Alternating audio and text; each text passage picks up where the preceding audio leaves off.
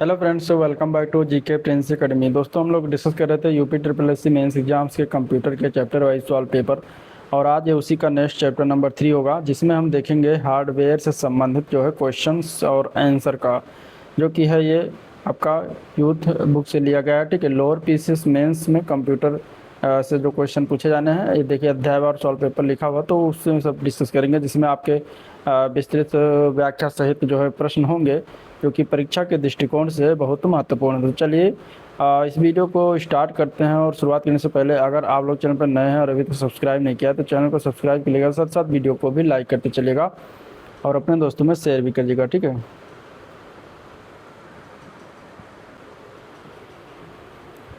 Chapter number 3 का पहला question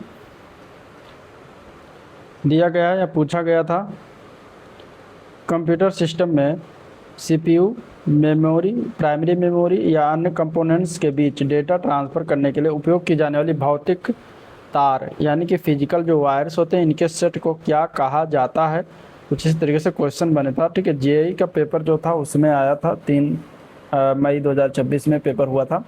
तो देखिए, जो फिजिकल वायर्स होता है या भौतिक तार होता है, उसको कहते हैं बस। क्या नाम दिया गया उसको? कंप्यूटर टर्म्स में उसको बस कहा जाता है। ठीक है, बस का नाम सुना होगा कंप्यूटर में, तो इसी को कहा जाता है। जो फिजिकल वायर लगी होती हैं, तारें लगी होती हैं, उनको बस कहा जाता है। आंसर यहाँ पे बी ऑप्शन हो जाएगा। ठीक है, कंप्यूटर में सीपीयू, मेमोरी और अन्य घटक के बीच डेटा और सिग्नल्स को ट्रांसफ़र के लिए उपयोग की जाने वाली जो भौतिक तार यानी फिजिकल वायर्स हैं, इनके समूह के सिस्टम बस कहा जाता है। ठीक है, इनके समूह को क्या कहते हैं? सिस्टम बस कहते हैं। और यह डेटा को एक स्थान से दूसरे स्थान तक ले जाने के लिए एक मार्ग का कार्य करता है सिस्टम बस। ठीक है, चलिए अगला क्वेश्चन देखते हैं। कुछ इस तरीके से आया है कि परिधीय उपकरण यानी कि पेरिफेरल्स डिवाइस जोड़ने के लिए कंप्यूटर सिस्टम से कनेक्ट होते हैं। निम्नलिखित में से कौन सा इसमें से पेरिफेरल डिवाइस नहीं, परिधीय उपकरण नहीं है? यहाँ पे अगर हम देखें तो माउस परिधीय उपकरण होता है। ठीक है, स्कैनर भी होता है, मुद्रक भी होता है, लेकिन मदरबोर्ड जो है एक पेरिफेरल डिवाइस नहीं है। ठीक है, आंसर यहाँ पे क्या हो जाएगा? डी ऑप्शन इसका करेक्ट हो जाएगा। चलिए, ये क्या है? कंप्यूटर का प्रमुख अंग है। Next question, core two duo, core two duo किससे संबंधित है? अगला प्रश्न ये तरीके से पूछा गया है, 2025 के पेपर में आया हुआ है, प्रवर्तन कांस्टेबल में।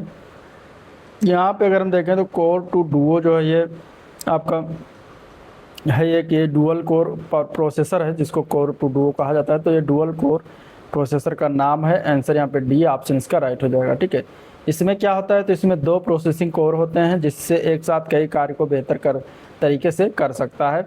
और यह प्रोसेसर कंप्यूटर के मदरबोर्ड पर लगाया जाता है और कंप्यूटर की स्पीड तथा मल्टीटास्किंग क्षमता को भी बढ़ाता है। चलिए, नेक्स्ट क्वेश्चन है, एसएसडी का क्या अर्थ है? मतलब एसएसडी का फुल फॉर्म पूछा गया है। इसका फुल फॉर्म सभी को पता है, सॉलिड स्टेट ड्राइव होता है। यहाँ पे आंसर इसका सी ऑप्शन करेक्ट हो जाएगा। ठीक है, पूरा नाम क्या है? Solid state drive. ये है एक सॉलिड स्टेट स्टोरेज डिवाइस है, जो लगातार डेटा को क्या लगातार स्टोर करने के लिए इंटीग्रेटेड सर्किट यानी आईसी की असेंबली का इस्तेमाल करता है। ठीक है, तो ये चीज़ें हो गई। और ये क्या होता है? आमतौर पर ये फ्लैश मेमोरी का इस्तेमाल करता है। ठीक है, और ये और कंप्यूटर स्टोरेज में सेकेंडरी स्टोरेज के रूप में कार्य करता है। ठीक है, एसएसडी को हम सॉलिड स्टेट डिवाइस या फिर सॉलिड स्टेट डिस्क भी कहते हैं, तो दोनों ध्यान में रखिएगा। चलिए, क्वेश्चन नंबर 5 जो था वो मिलाने से संबंधित था। अगले इसमें सूची एक थी हार्डवेयर कंपोनेंट्स की और उसके कार्य थे, फंक्शंस थे।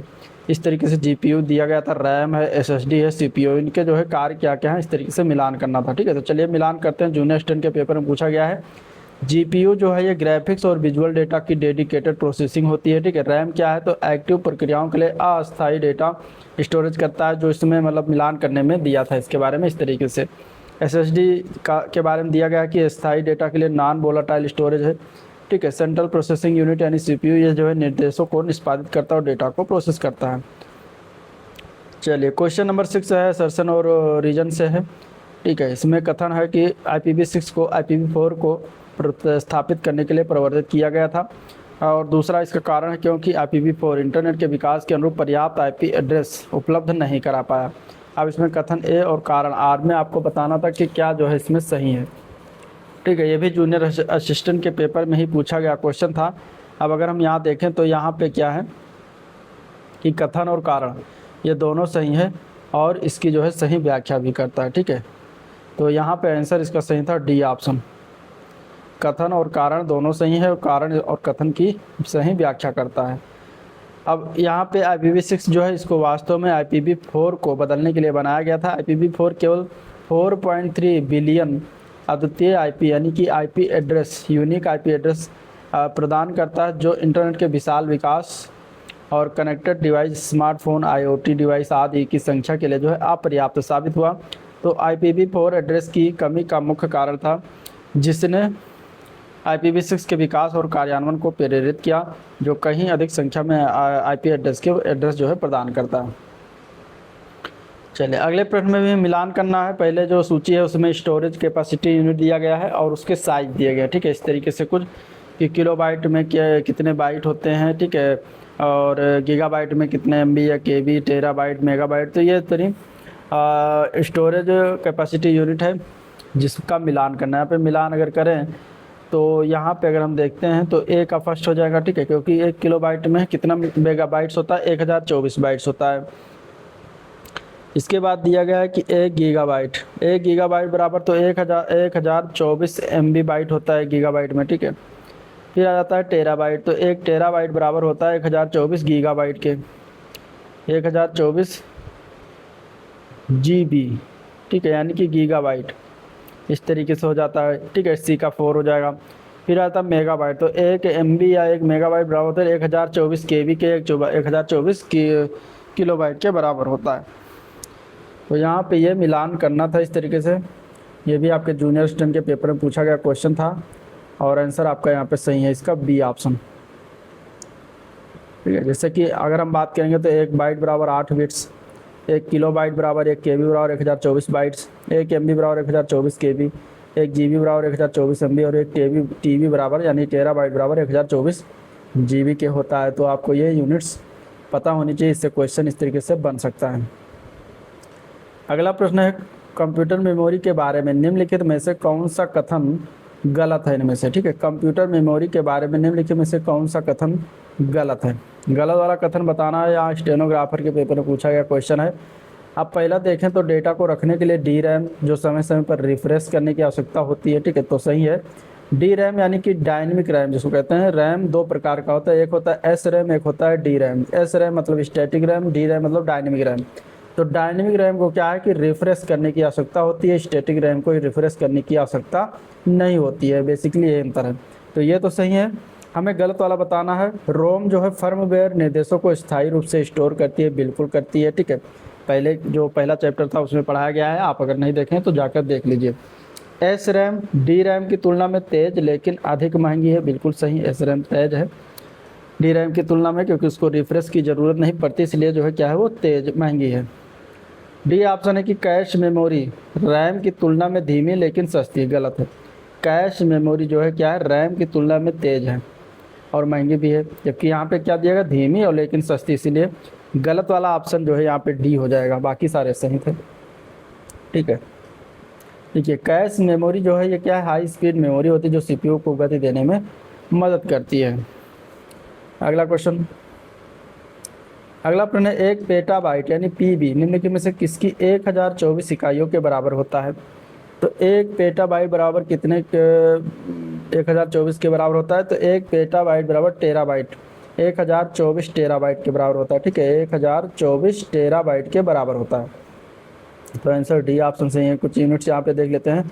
1024 बाइट बराबर 1 किलो बाइट्स, 1024 KB बराबर 1 मेगाबाइट्स यानी कि MB, 1024 मेगाबाइट बराबर 1 गीगाबाइट GB, 1024 गीगाबाइट बराबर 1 टेराबाइट, यही पूछा गया था, और 1024 टेराबाइट बराबर 1 पेटाबाइट, ठीक है, ये वाला पूछा गया था। 1024 टेराबाइट बराबर 1 पेटाबाइट के, तो याद रखिएगा। चलिए इनमें से कौन सा एक प्रबंधन मेमोरी प्रबंधन तकनीक है, यानी कि मेमोरी मैनेजमेंट टेक्निक है, जो भौतिक मेमोरी यानी कि फिजिकल मेमोरी को बढ़ाने के लिए हार्ड ड्राइव के एक हिस्से को वर्चुअल मेमोरी के रूप में उपयोग करती है। तो कौन सी मेमोरी मैनेजमेंट तकनीक है, इनमें से पूछा गया क्वेश्चन है। आप आंसर की बात करें तो उसको कहा जाता है पेजिंग। पेजिंग क्या है, एक मेमोरी मैनेजमेंट टेक्निक है जो क्या करती है, रैम जो फिजिकल रैम है उसको बढ़ाने के लिए हार्ड ड्राइव के एक हिस्से को वर्चुअल मेमोरी के रूप में इस्तेमाल करने लगती है। तो यहाँ पे A पार्ट इसका करेक्ट हो जाएगा, ठीक है। पेजिंग क्या है, एक मेमोरी प्रबंधन तकनीक है जो भौतिक रैम यानी भौतिक मेमोरी यानी कि रैम को बढ़ाने के लिए हार्ड ड्राइव के एक हिस्से को वर्चुअल मेमोरी के रूप में उपयोग करती है। वर्चुअल मेमोरी एक ऐसी मैनेजमेंट तकनीक है जो कंप्यूटर को रैम की कमी होने पर हार्ड डिस्क या एसएसडी जैसे सेकेंडरी स्टोरेज को मुख्य मेमोरी की तरह उपयोग करने की अनुमति देती है। क्वेश्चन नंबर 11, ठीक है। क्वेश्चन 11 है निम्नलिखित में से कौन सी विशेषता सॉलिड स्टेट ड्राइव को पारंपरिक हार्ड डिस्क ड्राइव की तुलना में अधिक उपयुक्त बनाती है? इनमें से तो कौन सी उपयोगिता है या कौन सी विशेषता है जो एसएसडी को एचडीडी की तुलना में अधिक उपयुक्त बनाती है? तो एसएसडी मतलब सॉलिड स्टेट ड्राइव क्या है? एक स्टोरेज डिवाइस है, जबकि एचडीडी भी है कि एक स्टोरेज डिवाइस है, ठीक है। तो सॉलिड जो स्टेट ड्राइव है एसएसडी है, इसका उपयोग हम कंप्यूटर, लैपटॉप और मोबाइल डिवाइस डेटा को स्टोर करने के लिए करते हैं। इसमें कोई घूमने वाला पार्ट नहीं होता, इसलिए ये एचडीडी की तुलना में बहुत अधिक टिकाऊ और तेज़ होती है। और एचडीडी में घूमने वाला पार्ट्स होता है, इसलिए एसएसडी की तुलना में जो है टिकाऊ नहीं हो पाती। यहाँ पर अगर हम इसका आंसर देखें तो क्या हो जाएगा? Fast data access speed. SSD में क्या है? फास्ट तेज़ डेटा अभिगम को जो है वेग होता है, उसमें तेज़ी से डेटा स्टोर होता है, तो आंसर ए पार्ट राइट हो जाएगा। अब एसएसडी के मुख्य फीचर देखें तो बहुत तेज़ स्पीड होती है, बिजली कम खपत करती है, फास्ट बूटिंग हो जाती है, कोई आवाज़ नहीं करती। तो ये सब एसएसडी के जो है मुख्य फीचर्स हैं। अगला प्रश्न, चलिए। आईबीएम द्वारा निर्मित 3.5 इंच फ्लॉपी डिस्क कितने डेटा स्टोर कर सकती है, संग्रहित कर सकती है? तो जो 3.5 इंच जो फ्लॉपी डिस्क है उसमें सिर्फ और सिर्फ 1.44 MB डेटा आता है। यहाँ पे आंसर इसका डी ऑप्शन करेक्ट हो जाएगा, ठीक है। MB मतलब मेगाबाइट। फ्लॉपी डिस्क क्या है? पुरानी स्टोरेज डिवाइस है जिसका उपयोग कंप्यूटर में डेटा स्टोर करने के लिए किया जाता था। फ्लॉपी डिस्क के प्रकार में देखें तो एक 8 इंच की होती है, सबसे पुरानी फ्लॉपी डिस्क है। एक 5.45 इंच की होती है, एक 3.5 इंच की होती है। सबसे ज़्यादा इस्तेमाल 3.5 इंच वाला किया गया है। अगला क्वेश्चन, नए कंप्यूटर में हार्ड डिस्क ड्राइव की तुलना में सॉलिड स्टेट ड्राइव को क्यों प्राथमिकता दी जाती है? ठीक है, इस तरीके से पूछा गया क्वेश्चन। यहाँ बताना कि नया जो कंप्यूटर उसमें एचडीडी की तुलना में एसएसडी की को प्राथमिकता क्यों दिया जाता है? एसएसडी की ऐसी क्या खूबी है? तो अभी ऊपर बात हुई कि एसएसडी क्या है। इसमें से अगर देखें तो फास्टर एंड पावर एफिशिएंट मतलब तेज़ और बिजली कुशल संचालन है। एफिशिएंट पावर ऑपरेशन मतलब बिजली कम खपत लेती है एसएसडी, और तेज़ होती है एचडीडी की तुलना में। तो यहाँ पे आंसर इसका सी ऑप्शन राइट हो जाएगा, ठीक है। एचडीडी को एसएसडी को एचडीडी की तुलना में इसलिए प्राथमिकता देता है क्योंकि एसएसडी बहुत तेज़ अधिक से डेटा को पढ़ लिख सकता है। ये कम बिजली का उपयोग करते हैं, इसमें चलने वाले मैकेनिकल पार्ट नहीं होते, इसलिए शांत और टिकाऊ होते, इसलिए एसएसडी की प्राथमिकता दिया जाता है, ठीक है। अगला प्रश्न, क्वेश्चन नंबर अगला यहाँ पे दिया गया है कि जब सीपीयू कैश मेमोरी में मौजूद डेटा का अनुरोध करता है तो क्या होता है? जब सीपीयू यानी कि central processing unit cache memory में मौजूद डेटा का अनुरोध करता है तो क्या होता है? यहाँ पे आपको पढ़ने बताना था। ये दिया गया कि अनुरोध सीधे मुख्य मेमोरी में जाना चाहिए, गलत है, ठीक है। कैश मेमोरी में अगर अनुरोध करे सीधे मुख्य मेमोरी में जाने का कोई सवाल नहीं है। डेटा को धीमी सेकेंडरी स्टोरेज से फेच किया जाता है, तो क्या किया जाता है? तो गलत है, धीमी सेकेंडरी स्टोरेज से फेच नहीं करते हैं। डेटा को कैश मेमोरी में सेंट्रल प्रोसेसिंग यूनिट में ट्रांसफ़र किया जाता है जिसे हिट के रूप में जाना जाता है। तो ये सही है, ठीक है, तुरंत ट्रांसफ़र होता है। आंसर सी ऑप्शन हो जाएगा। जब सेंट्रल प्रोसेसिंग यूनिट है कैश मेमोरी में मौजूद डेटा का अनुरोध करता है तब डेटा को कैश मेमोरी में सेंट्रल प्रोसेसिंग यूनिट में ट्रांसफ़र किया जाता है जिसे हिट के रूप में जाना जाता है। तो ये सही है इसके बारे में। अगला प्रश्न, किसी बहुकार्यन तंत्र में कौन सी रैम की एक निश्चित मात्रा जिसे अस्थायी धारण क्षेत्र के रूप में आवंटित किया जाता है ताकि सीपीयू किसी विशेष उपकरण में डेटा स्थानांतरित करने से पहले डेटा में प्रकलन कर सके, तो उसको कहा जाता है बफर रैम। कौन सा रैम कहते हैं? बफर रैम कहते हैं। आंसर डी ऑप्शन करेक्ट हो जाएगा, ठीक है। मल्टीटास्किंग सिस्टम में रैम की एक निश्चित मात्रा है जिसे टेम्परेरी जो है धारण क्षेत्र के रूप में आवंटित किया जाता है ताकि सीपीयू किसी विशेष डिवाइस में डेटा स्थानांतरित करने से पहले डेटा का मैनिपुलेशन कर सके, तो वो है बफर। वो कौन सा नियम है जो बताता है कि प्रोसेसर की गति या कंप्यूटर की समग्र प्रसंस्करण शक्ति प्रत्येक 2 वर्ष पर दुगनी हो जाएगी? तो ये नियम किसके द्वारा दिया गया था? तो मूर का नियम है। आंसर बी ऑप्शन इसका करेक्ट हो जाएगा, मूर, ठीक है। निम्नलिखित में से कौन सा कार्य किसी कंप्यूटर के सीपीयू द्वारा निष्पादित नहीं किया जाता है? निर्देश लाना, तो ये किया जाता है। डेटा को स्थायी रूप से स्टोर करना, बिल्कुल। डेटा संसाधन प्रसंस्करण प्रोसेसिंग करना, ये भी। निर्देश की व्याख्या करना काम कंप्यूटर के सीपीयू का नहीं होता। तो आंसर बी ऑप्शन हो जाएगा, ठीक है। निम्नलिखित में से कौन सी मेमोरी सबसे कम एक्सेस समय है इसमें से? सबसे कम एक्सेस समय किस मेमोरी का रहता है? यहाँ पे अगर हम देखें तो कैश मेमोरी इनमें से सबसे कम एक्सेस समय है, बाकी इससे सभी का ज़्यादा है। तो आंसर हो जाएगा ए ऑप्शन। यहाँ पे इसका देख सकते हैं सबसे तेज़ मेमोरी यहाँ पे रजिस्टर मेमोरी है। इसके बाद सेकंड जो सबसे तेज़ है वो कैश मेमोरी होती है, ठीक है। फिर इससे कम तेज़ में रैम होती है, या फिर आप नीचे से देख लीजिए सबसे धीमी मैग्नेटिक टेप मेमोरी है। इससे तेज़ हार्ड डिस्क होती है। फिर इससे तेज़ जो है फ्लैश या यूएसबी मेमोरी होती है। फिर रैम होती है तेज़, जिससे फिर इससे तेज़ होती है कैश मेमोरी होती है। फिर सबसे तेज़ रजिस्टर मेमोरी होती है। तो इस तरीके से ये जो है और प्रति यूनिट सबसे महंगा, जितनी तेज़ होती जाएगी उतनी प्रति यूनिट सबसे महंगा होता जाएगा, ठीक है। चलिए नेक्स्ट क्वेश्चन।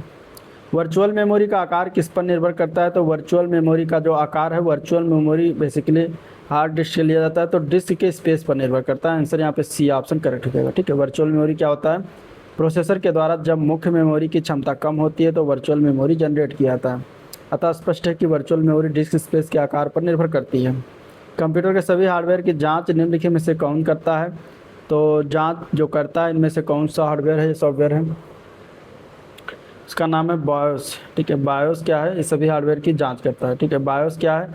बायोस का फुल फॉर्म है बेसिक इनपुट आउटपुट सिस्टम। ये एक सॉफ्टवेयर है जिसे मदरबोर्ड पर बने स्थायी माने permanent ROM chip, non volatile ROM chip में रखा जाता है। इसमें यूजर्स के द्वारा परिवर्तन नहीं किया जा सकता है। जैसे ही कंप्यूटर ऑन किया जाता है, बायोस पासवर्ड और हार्डवेयर की जांच करता है तथा ऑपरेटिंग सिस्टम चालू करता है। इस तरह यह हार्डवेयर और सॉफ्टवेयर के बीच संबंध स्थापित करता है, ठीक है। 1 मेगाबाइट कितने के बराबर होता है? अभी बात हुआ पिछले क्वेश्चन में 1 मेगाबाइट बराबर 1024 किलोबाइट के। आंसर यहाँ पे सी ऑप्शन हो जाएगा। 1 बाइट बराबर 8 बिट के होता है। 1 किलोबाइट बराबर 1024 बाइट। 1 MB बराबर 1024 KB। 1 GB बराबर हो जाएगा 1024 MB के, मेगाबाइट के। 1 टेराबाइट बराबर 1024 गीगाबाइट के। 1 पेटाबाइट बराबर 1024 टेराबाइट के। एक कंप्यूटर में स्टोरेज माध्यम की क्षमता की इकाई क्या होती है? कंप्यूटर में स्टोरेज माध्यम की क्षमता की इकाई होती है बाइट, ठीक है। आंसर ए पार्ट हो जाएगा, ठीक है। अगर हम बात करें बिट की, तो बिट क्या है? स्टोरेज की सबसे छोटी इकाई मानी जाती है, लेकिन बाइट का उपयोग हम स्टोरेज क्षमता मापने के लिए करते हैं। 1 बाइट बराबर 8 बिट के होता है, ठीक है। 1 किलोबाइट बराबर 1024 बाइट के होता है। इस प्रकार इसलिए बाइट हो जाएगा इसका राइट आंसर। कौन सी कोटि बायोस को सर्वोत्तम परिभाषित करती है? बायोस क्या हार्डवेयर है, क्या फर्मवेयर है, मेलवेयर है या फिर यूटिलिटी है? बायोस की अगर बात करेंगे तो बायोस एक जो है फर्मवेयर कहलाता है, ठीक है। फर्मवेयर ये सॉफ्टवेयर भी है, हार्डवेयर भी है, तो इसे फर्मवेयर कहते हैं। आंसर यहाँ पे क्या हो जाएगा? सी ऑप्शन, ठीक है। फर्मवेयर जो है हार्डवेयर डिवाइस में स्थायी रूप से इंस्टॉल किया जाता है। फर्मवेयर बैकग्राउंड में हार्डवेयर को कंट्रोल करने, संचालित करने, मेंटेन रखने के लिए होता है। ये प्रोग्राम के दिए गए निर्देशों का एक सेट है जो वीडियो कार्ड, बायोस, कीबोर्ड या हार्ड ड्राइव जैसे हार्डवेयर डिवाइस में प्रयोग होता है। कंप्यूटर प्रणाली में CD रोम द्वारा क्या दर्शाया जाता है? CD रोम की बात करेंगे तो इसका क्या, ये एक ऑप्टिकल डिस्क है। क्या है? ऑप्टिकल डिस्क है। तो आंसर यहाँ पे ए पार्ट हो जाएगा, ठीक है। CD रोम क्या ऑप्टिकल डिस्क है। चलिए कंप्यूटर में कौन सा इसमें से हार्डवेयर है? C++ क्या हार्डवेयर है? तो लैंग्वेज का नाम है, ठीक है। CD ROM none of the above, Windows 7। तो यहाँ पे अगर हम देखें तो इसका राइट आंसर क्या है? CD रोम एक हार्डवेयर है, बाकी सभी ठीक है। विंडोज़ 7 जो है ऑपरेटिंग सिस्टम है। C++ होता है जो कि एक लैंग्वेज होती है कंप्यूटर की। किसी कंप्यूटर की परमानेंट मेमोरी क्या कहलाती है? किसी कंप्यूटर की परमानेंट मेमोरी को कहते हैं रोम। क्या कहते हैं? रोम कहते हैं। आंसर यहाँ पे सी ऑप्शन हो जाएगा, ठीक है। परमानेंट मेमोरी रोम होती है, जिसको कहा जाता है रीड ओनली मेमोरी, ठीक है। कंप्यूटर में स्टोरेज का माध्यम है जिसका प्रयोग कंप्यूटर तथा विभिन्न इलेक्ट्रॉनिक डिवाइस में किया जाता है। रोम जो है कंप्यूटर की परमानेंट मेमोरी तथा रैम क्या है? रैंडम एक्सेस मेमोरी कंप्यूटर में अस्थायी मेमोरी होती है। कंप्यूटर प्रणाली में निम्न में से सबसे अधिक स्टोरेज क्षमता किसकी होती है? फिर ये क्वेश्चन आया यहाँ पे, अगर इनमें से देखा जाए तो टेराबाइट की होती है। आंसर सी ऑप्शन हो जाएगा, ठीक है। यहाँ पे अगर हम देखें तो सबसे बड़ा यहाँ पे टेराबाइट है, इससे छोटा गीगाबाइट, इससे छोटा मेगाबाइट, इससे छोटा किलोबाइट होता। चलिए अगला क्वेश्चन। निम्नलिखित में से कौन सा निम्न में से कौन सा है जो किसी छवि को डिजिटलीकृत करके टेलीफोन लाइन पर चित्र और टेक्स्ट भेज या प्राप्त कर सकते हैं, ठीक है। तो यहाँ पे कौन सा है जो किसी इमेज को, छवि को, फोटो को डिजिटलीकृत किया जाए, फिर टेलीफोन लाइन पर चित्र और टेक्स्ट भेज सकते हैं या फिर प्राप्त कर सकते हैं? तो उसको कहा जाता है फैक्स मशीन। किसके द्वारा ये किया जा सकता है? फैक्स मशीन के द्वारा। आंसर बी ऑप्शन करेक्ट है। इसका व्यावसायिक उपयोग 1865 से शुरू हुआ था। एलयू का फुल फॉर्म पूछा गया। एलयू का फुल फॉर्म सभी को पता है, अर्थमेटिक लॉजिक यूनिट होता है, ठीक है। आंसर यहाँ पे सी ऑप्शन करेक्ट हो जाएगा, अर्थमेटिक लॉजिक यूनिट। चलिए नेक्स्ट क्वेश्चन। सीपीयू और मुख्य स्मृति यानी मुख्य मेमोरी, स्मृति मतलब मेमोरी के बीच एक बफर के रूप में कार्य कौन करता है इनमें से? तो वो करता है कैश मेमोरी। कौन सा करता है? कैश मेमोरी करता है। आंसर बी ऑप्शन इसका राइट हो जाएगा। निम्न में से कौन सा एक अस्थायी मेमोरी या अस्थिर मेमोरी के रूप में जाना जाता है? अस्थायी मतलब टेम्परेरी। यहाँ पे अगर देखें तो रैम ही है जो कि अस्थायी मेमोरी के रूप में जानते हैं, तो आंसर ए पार्ट हो जाएगा, रैंडम एक्सेस मेमोरी, ठीक है। चलिए, अस्थायी रूप से संग्रहित डेटा के लिए उपयोग किया जाने वाला शब्द क्या है? तो इसके लिए शब्द इस्तेमाल कैश डेटा इस्तेमाल करते हैं, ठीक है। कैश मेमोरी जो है अस्थायी मेमोरी है, तो बी पार्ट इसका राइट हो जाएगा। निम्नलिखित में से कौन सा एक प्राइमरी स्टोरेज डिवाइस है? प्राइमरी स्टोरेज डिवाइस इनमें से कौन सा हो जाएगा? तो यहाँ पे अगर देखें तो रैम हो जाएगा। रैम क्या है? प्राइमरी स्टोरेज डिवाइस के अंतर्गत आता है, रैंडम एक्सेस मेमोरी जिसको कहते हैं। आंसर बी ऑप्शन करेक्ट है। अब देखिए, किसी कंप्यूटर के सीपीयू को प्रोसेस करने के लिए इनपुट डेटा एवं निर्देश चाहिए होता है। यह जो है इनपुट डेटा या निर्देश स्टोरेज डिवाइस मेमोरी में स्टोर कर रहता है। अब स्टोरेज डिवाइस मेमोरी की बात करें तो दो प्रकार की होती है। एक होती है प्राइमरी मेमोरी या फिर मेन मेमोरी, और दूसरी होती है सेकेंडरी या फिर सहायक स्टोरेज डिवाइस या मेमोरी। अब जो प्राइमरी मेमोरी वो तीन प्रकार की होती है। एक उसमें पहला होता है स्थायी, दूसरा होता है कैश, तीसरा होता है अस्थायी मतलब वोलाटाइल स्टोरेज डिवाइस। अब जो अस्थायी मेमोरी है वो बहुत सारे प्रकार, जैसे पी रोम होता है, ठीक है। उसमें रोम आता है, रोम के अंतर्गत रोम के प्रकार हैं पी रोम, ठीक है। रोम है, ई पी रोम है, डबल ई पी रोम है। ये सभी जो है आपके नॉन वोलाटाइल यानी कि स्थायी मेमोरी है। और अस्थायी मेमोरी में आपका रैंडम एक्सेस मेमोरी यानी कि रैम आता है। तो ये हो गया आपका प्राइमरी मेमोरी या मेन मेमोरी या मुख्य मेमोरी। दूसरा जो है आपका सेकेंडरी जो मेमोरी है, उसमें आपका हार्ड डिस्क हो गया, ठीक है। मैग्नेटिक टेप है, CD रोम आ जाता है, CD रीड राइट आ जाता है, ठीक है। CDRW, फ्लॉपी डिस्क हो गया, DVD हो गया, पेन ड्राइव होगा। ये आपका सेकेंडरी मेमोरी होगी, ठीक है। तो इस प्रकार ये मेमोरी के प्रकार होते हैं। अगले क्वेश्चन की तरफ बढ़ेंगे। कंप्यूटर क्वेश्चन नंबर है 34। कंप्यूटर संसाधक के संदर्भ में ALU का फुल फॉर्म सभी को पता है। ALU का क्या होता है? अर्थमेटिक लॉजिक यूनिट होता है, जो कि ए पार्ट में दिया गया, तो ए पार्ट इसका बिल्कुल राइट हो जाएगा। नेक्स्ट क्वेश्चन है, किसी संसाधक द्वारा यानी कंप्यूटर द्वारा प्रति सेकंड की जा सकने वाली संक्रियाओं की संख्या का निर्धारण किसके द्वारा किया जाता है? इसे मेगाहर्ट्ज या गीगाहर्ट्ज में व्यक्त किया जाता है। तो वो कौन सा है जिसको निर्धारण किया करते हैं? तो वो है क्लॉक स्पीड, ठीक है। कंप्यूटर की क्लॉक स्पीड। क्लॉक स्पीड क्या होती है? तो क्लॉक स्पीड जो होती है किसी प्रोसेसर द्वारा प्रति सेकंड में की गई जाने वाली संक्रियाओं की संख्या का निर्धारण है।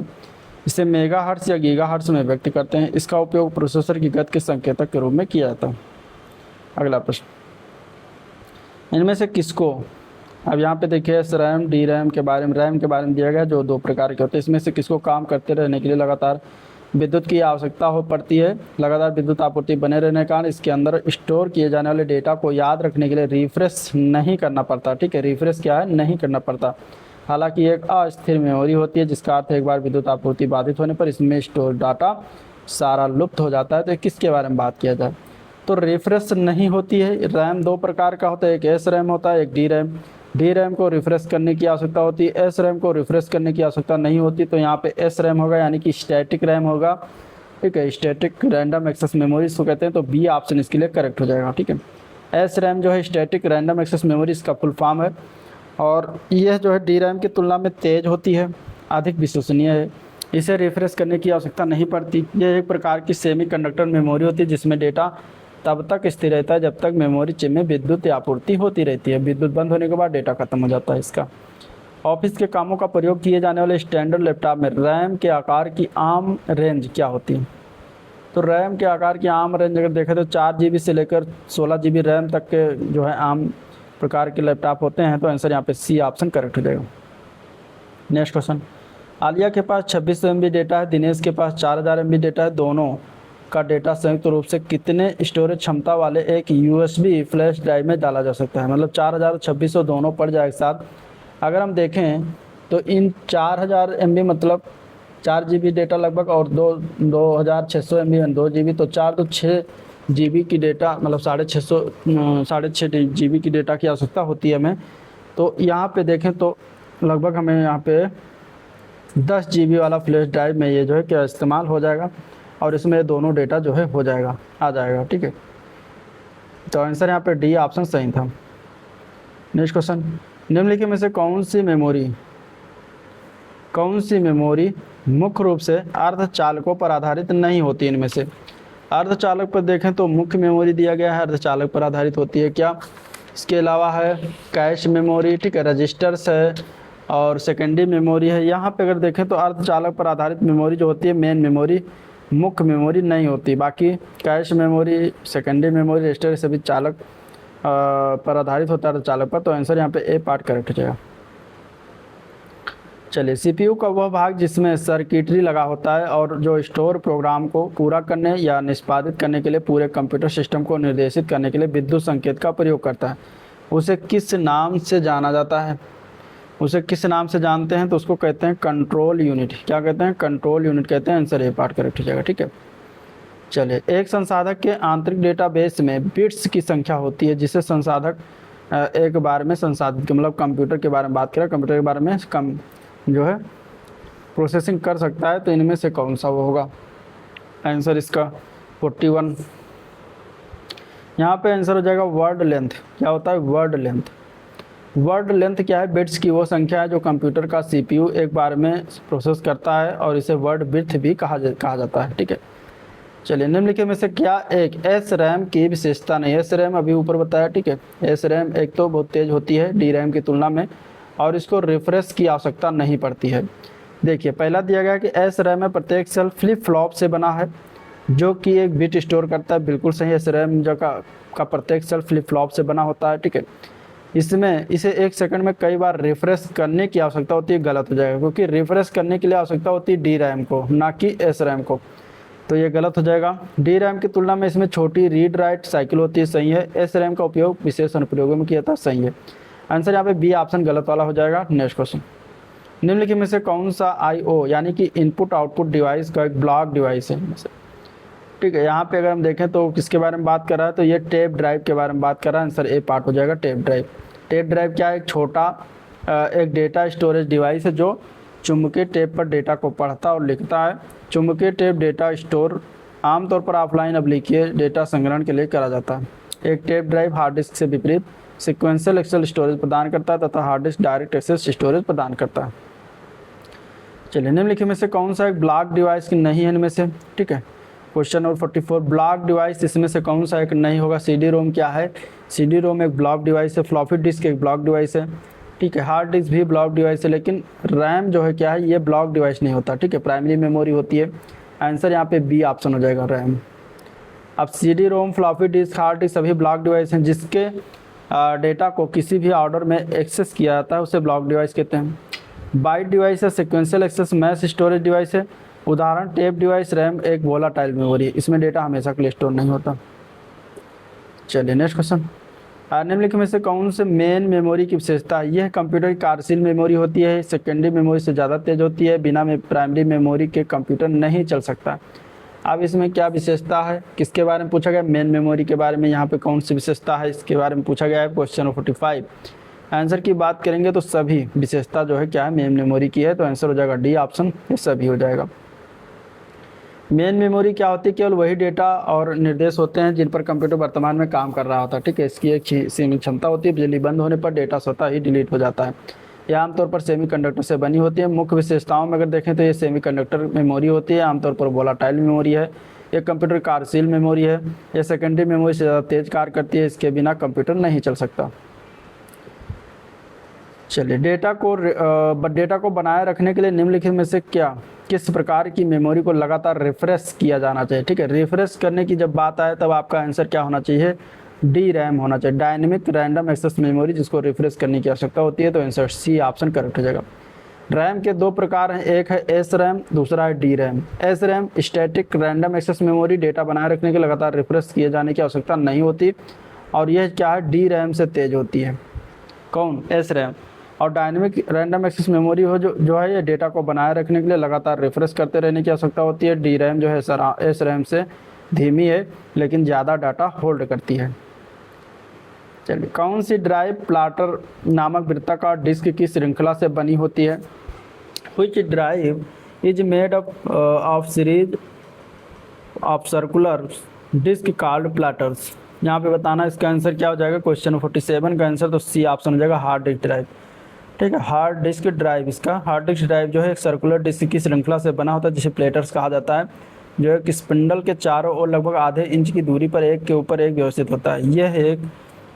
यह डिस्क एल्युमिनियम मिश्र धातु जैसे गैर चुंबकीय का बना होता है और चुंबकीय मटेरियल से लेपित होते हैं। निम्नलिखित में से कौन रैम के बारे में सही नहीं है। यहाँ पे ऑप्शन दिया गया रैम के बारे में बताना, इनमें से कौन सा गलत है। रैम क्या है, कंप्यूटर के बंद होने पर भी डेटा को स्थायी रूप से स्टोर करता है क्या रैम, तो ये अगर हम बात करें तो यही सही नहीं है रैम के बारे में। ठीक है, क्योंकि डेटा परमानेंटली स्टोर नहीं होता रैम में, जैसे ही आप लाइट बंद करेंगे, शट डाउन करेंगे, रैम का सारा डेटा मिट जाएगा। ठीक है, तो स्थायी रूप से इसमें स्टोर नहीं होगा, तो ये गलत हो जाएगा, गलत वाला बताना था, यही है। आगे पढ़ लेते हैं। रैम को मुख्यतः एस रैम और डी रैम दो प्रकार में वर्गीकृत किया गया है, सही है।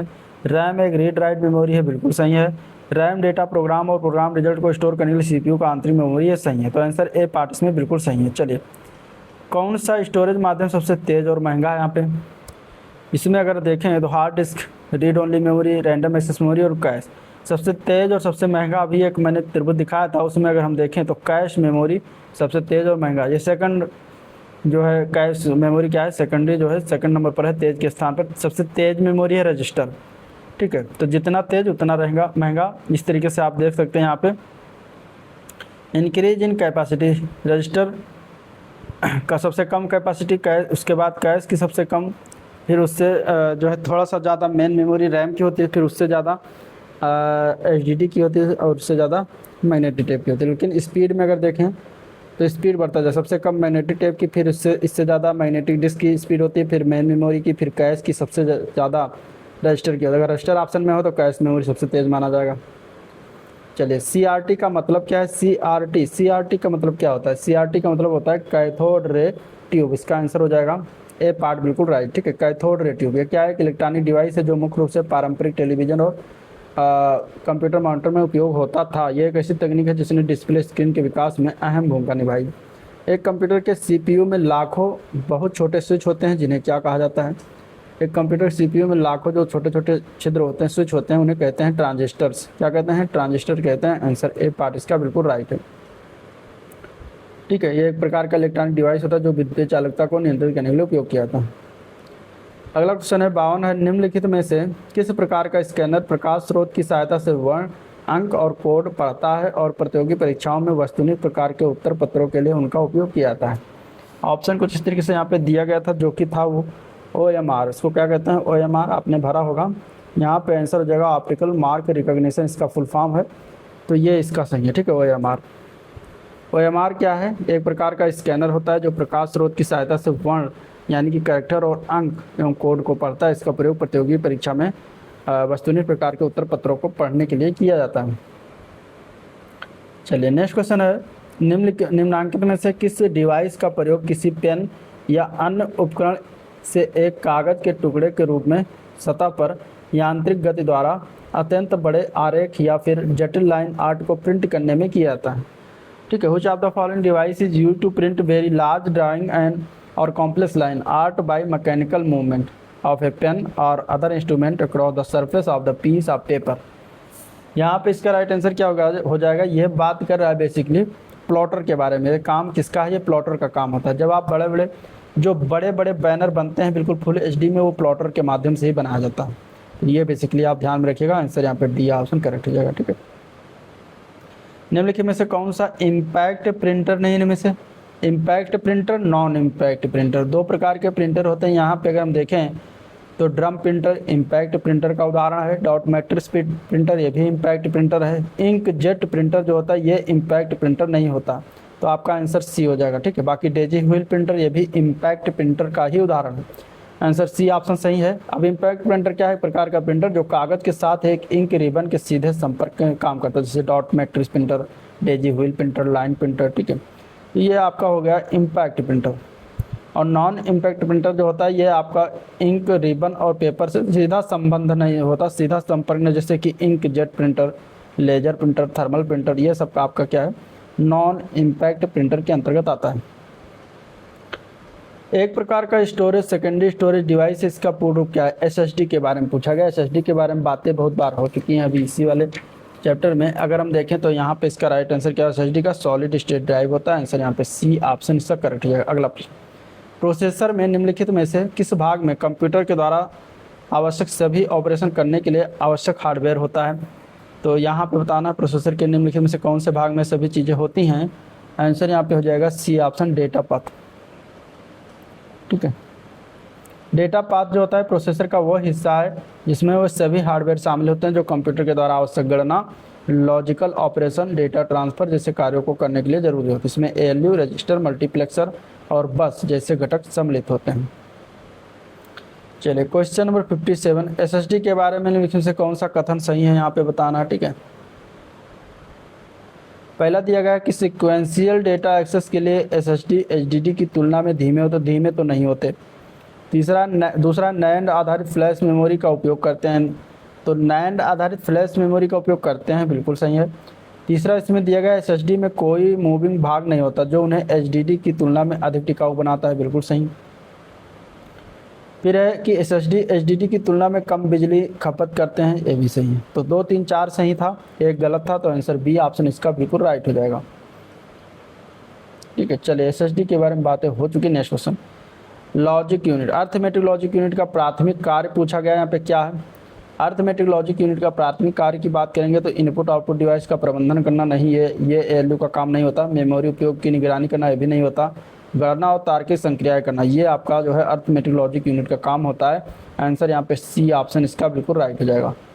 ठीक है, और एएलयू क्या काम करता है? अंकगणितीय गणना जैसे जोड़ घटाव गुणा भाग करता है, और तार्किक संक्रिया जैसे एंड और नॉर नॉट जो है करता है। ठीक है, सीपीयू के भीतर के भाग होते जो डेटा प्रोसेस के लिए मुख्य जिम्मेदार होता है।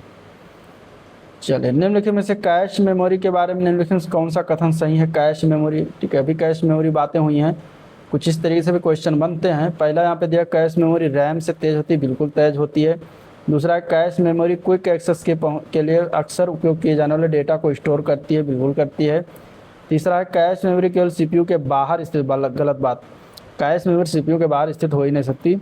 इसके बाद कैश मेमोरी नॉन वोलाटाइल नहीं वोलाटाइल होती है, ना कि नॉन, तो ये भी गलत हो जाएगा। तो 1 और 2 ही सही है, यानी कि आंसर यहाँ पे डी ऑप्शन सही है। चलिए, अंकगणितीय संचालन और तार्किक संचालन किसके द्वारा किए जाते हैं? तो ये एएलयू का काम होता है। ठीक है, तो आंसर यहाँ पे क्या है? सी ऑप्शन हो जाएगा, एएलयू। नेक्स्ट क्वेश्चन, पीसीआई का मतलब क्या है यहाँ पे बताना। पीसीआई का फुल फॉर्म होता है पेरिफेरल कंपोनेंट इंटरकनेक्ट। आंसर यहाँ पे डी ऑप्शन इसका बिल्कुल राइट हो जाएगा। ठीक है, जबकि एक कंप्यूटर बस है जिसका उपयोग कंप्यूटर में विभिन्न हार्डवेयर घटक को जोड़ने के लिए करा जाता है, जैसे कि sound card, graphics card, network card, ये सभी के लिए इस्तेमाल होता है। चलिए, कथन दिया गया कारण है, कथन है कि एसएसडी एचडीडी की तुलना में तेज डेटा एक्सेस पहुंच प्रदान करते हैं, बिल्कुल सही है कथन। अब इसका कारण क्या दिया गया है? क्योंकि एसएसडी फ्लैश मेमोरी का उपयोग करते हैं, जबकि एचडीडी यांत्रिक भाग जैसे मैकेनिकल पार्ट्स पर निर्भर होते हैं। तो इसका कारण भी जो सही है और व्याख्या भी करता है, तो दोनों हो जाएगा कि दोनों सही हैं और व्याख्या करते हैं। तो इस प्रकार आंसर यहाँ पे डी ऑप्शन इसका राइट हो जाएगा। ठीक है, चलिए 63 नंबर क्वेश्चन है कि चुंबकीय यानी कि मैग्नेटिक डिस्क की स्टोरेज क्षमता निर्भर नहीं करती, किस पर निर्भर नहीं करती? डिस्क सतह में डिस्क पैक पर करती है, सतह के प्रति इंच ट्रैक पर करती है, ट्रैक के प्रति इंच बिट्स पर करती है, स्पीड ऑफ द डिस्क पर, तो डिस्क की स्पीड पर निर्भर नहीं करती है। तो आंसर हो जाएगा डी ऑप्शन। ठीक है, चुंबकीय जो मैग्नेटिक डिस्क है इसकी स्टोरेज क्षमता डिस्क की गति पर निर्भर नहीं करती। ठीक है, ये अगर हम देखें तो चुंबकीय डिस्क की स्टोरेज क्षमता सामान्यतः डिस्क सतह में डिस्क पैक पर प्रति इंच ट्रैक पर प्रति इंच बिट्स पर निर्भर करती है, लेकिन गति का इससे लेना देना नहीं होता कुछ। चलिए, किस प्रकार की मेमोरी हार्ड ड्राइव पर स्वैप फाइल में डेटा स्टोर करती है? स्वैप फाइल में डेटा स्टोर करती है, यहाँ पे अगर हम देखें तो आंसर इसका सी ऑप्शन है, वर्चुअल मेमोरी की बात कर रहा है। सी पार्ट बिल्कुल राइट हो जाएगा। ठीक है, स्वैप फाइल का उपयोग तब करते हैं जब सिस्टम की रैम क्या है पूरी तरह से उपयोग में हो। ठीक है, और इसे ऑपरेटिंग सिस्टम जो है स्वैप फाइल को हार्ड ड्राइव पर बनाता है और इसे वर्चुअल मेमोरी के रूप में उपयोग करता है। ये एक अस्थायी समाधान होता है जो सिस्टम को अधिक स्मूथ तरीके से चलाने में मदद करता है, लेकिन यह रैम जितनी तेज नहीं होती। चलिए 65 में सुमेलित करना है, यहाँ पे बिट दिया गया है, बाइट दिया गया है, ठीक है, और किलो बाइट, मेगा बाइट, इसके अलावा गीगा बाइट दिया गया है। यहाँ पे मिलान करना था, ठीक है, क्वेश्चन आया था।